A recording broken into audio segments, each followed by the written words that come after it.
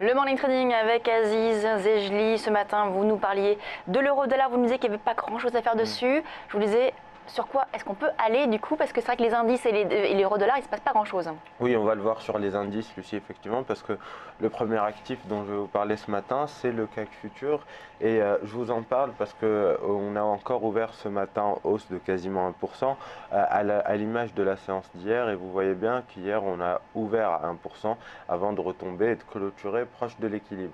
Alors, la situation est légèrement différente. Je vous ai tracé une figure en biseau sur le graphique. On avait commencé à en parler hier. Elle a été déclenchée aujourd'hui.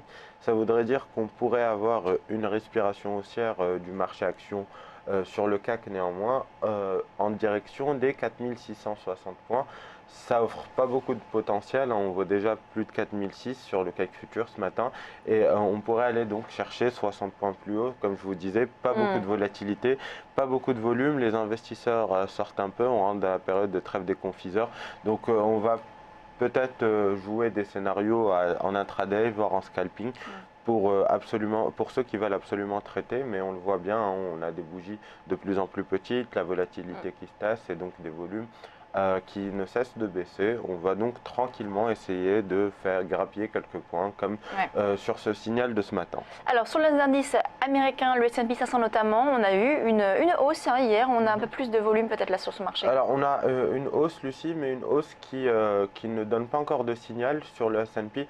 On voit bien, pourquoi je vous en parle aujourd'hui, c'est parce qu'on voit bien que les marchés américains de manière générale sont sur des plus hauts de marché, qu'on a du mal à aller chercher de nouveaux plus hauts et que depuis ces fameux tests des 2115 points, alors au début du mois de novembre, on est dans une phase de consolidation qui a un léger biais baissier.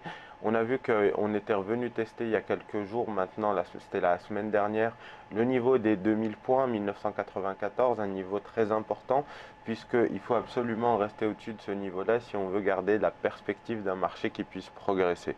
Je pense qu'il y a un risque qui sera inhérent en 2016.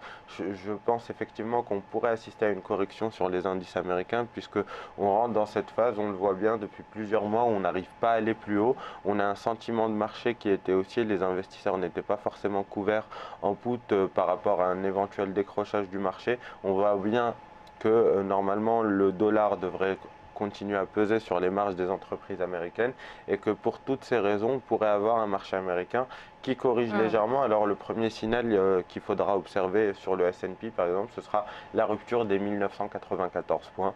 On peut essayer dans ce cas-là, soit d'anticiper le signal, on voit bien qu'on a un niveau de résistance vers les 2050-2070. Je pense que le marché risque de buter dessus d'ici la fin de l'année. Donc soit on se positionne à la vente dès à présent et c'est un peu plus risqué parce qu'on n'a pas encore de signal, mais on gagne plus de potentiel de baisse, soit vu que la correction risque d'être suffisamment profonde, d'attendre le vrai signal qui sera la rupture des 1994. Donc en effet, si les indices n'apportent pas beaucoup d'opportunités, il y a peut-être d'autres actifs sur lesquels on peut se diriger. Oui, alors des devises exotiques, je vous en parle souvent, Lucie, de l'USD-ZAR, parce qu'on a une très belle tendance haussière qui dure depuis plusieurs années maintenant. On le voit bien, elle est matérialisée par une succession de creux et sommets ascendants. Elle est matérialisée par la moyenne mobile à 50 jours qui est également ascendante. Mais vous le voyez bien, l'USD-ZAR qui ne cesse de marquer de nouveaux plus hauts et puis surtout qui offre des configurations très propres puisqu'il retrace à chaque fois des mouvements pour offrir de nouveaux points d'entrée. C'est le cas en ce moment même puisqu'on le voit bien.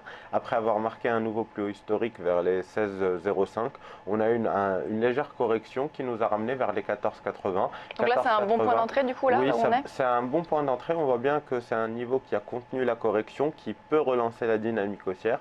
On peut dès à présent se positionner sur les cours actuels puisque le premier objectif sera les 16,05 plus haut historique, voire 16,78 en cas de dépassement. Et notre stop peut être fixé en dessous des 14,80. Donc on a un ratio risque-rendement qui est à notre avantage. Les 16,05 dont vous parlez, cet objectif, premier objectif, c'est à quelle échéance? On pourra avoir un retour sur ces niveaux en début 2016. Assez rapidement, on voit bien que la dynamique est haussière et que les mouvements sont assez rapides. Donc on pourrait penser que dans les 2 premières semaines de 2016, d'ici mi-janvier, on pourrait avoir un retour sur les 16,05. Donc on peut se positionner dès à présent. On fait donc du swing sur l'USD-ZAR et du scalping sur les Exactement. indices. Hein. C'est bien ça en ce moment. On va chercher de la tendance là où il y en a.